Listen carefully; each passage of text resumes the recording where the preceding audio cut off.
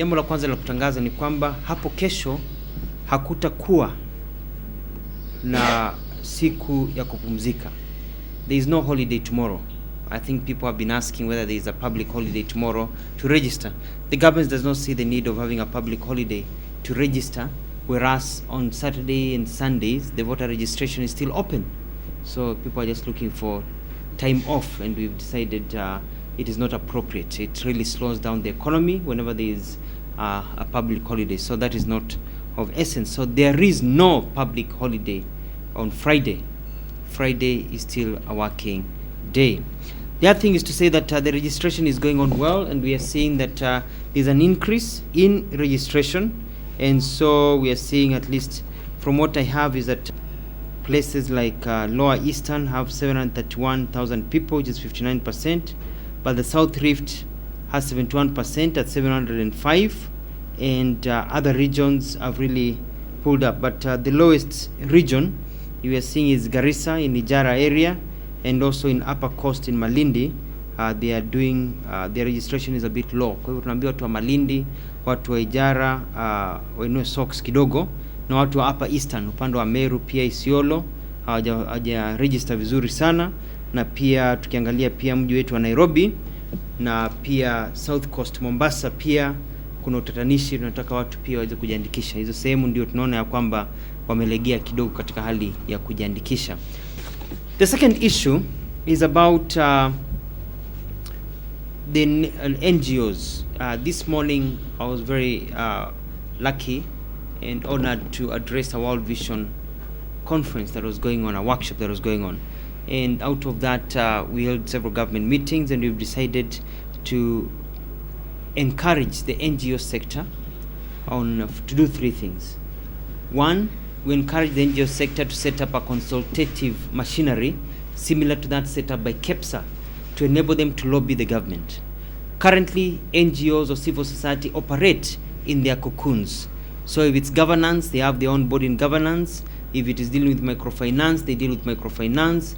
If it is health, they have an health body in NGO. But we are saying, out of all this, they need to come together like what the private sector has done and form an umbrella body, like what similar to Kenya private sector. That's the body now that can lobby the government even at higher levels. The second thing is also we encourage them to lobby Parliament. Parliament is becoming very powerful in a very wonderful move, because that's what democracy is all about.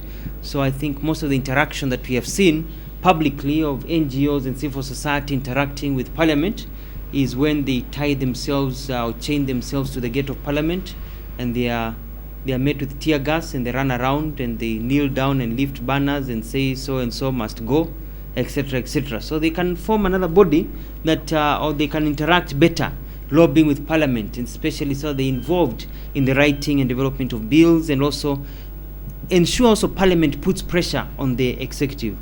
The third thing is also a lot of developmental NGOs tend to sit down and come up with their own programs. They are good. But what the government is saying is you would achieve more if actually you piggybanked your programs to what the government is doing. So you look at the strategic plan of the government. The government decided, for example, that in a certain area, in 5 years' time or in 10 years' time, there should be 10 clinics. And you come and say, okay, the government has already identified as a strategy that we need 10 clinics in this part of the country to help maternal health care. But as an NGO, we'll come in and speed up the work of the government so that it doesn't take 10 years. We are going to build 3 so that the government can be able to finish in 3 years. So they piggyback on what the government is doing. So if it's immunization, if it is governance, you look at the government program and you come and contribute to the government program, and you enable the government to finish faster, so that we don't have so many programs running around, and then you do your program, your funding dries off, that project fails, as happens to a lot of NGOs. The president is very unhappy, and the government is very unhappy with the fabrication of a story in one of the dailies, claiming that the president had issued threats to ministers, telling them that whoever does not want to toe the government line or wants to say no to the constitution, they should resign. Also talking about what ministers should do or should not do in government. That is not the president's style. The ministers who are in that meeting, the head of public service, who is secretary to the cabinet, who took the notes. There was nothing like that ever happened in the cabinet meeting. At no time did the president issue threats. At no time did the president talk about whether somebody should quit or remain in government.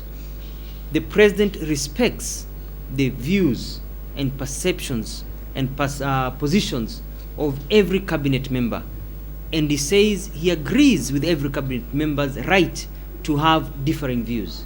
And so there's no way the president would threaten, cajole, or even try to trick any minister to change their position. And that cannot be done in cabinet, because cabinet works harmoniously and works well.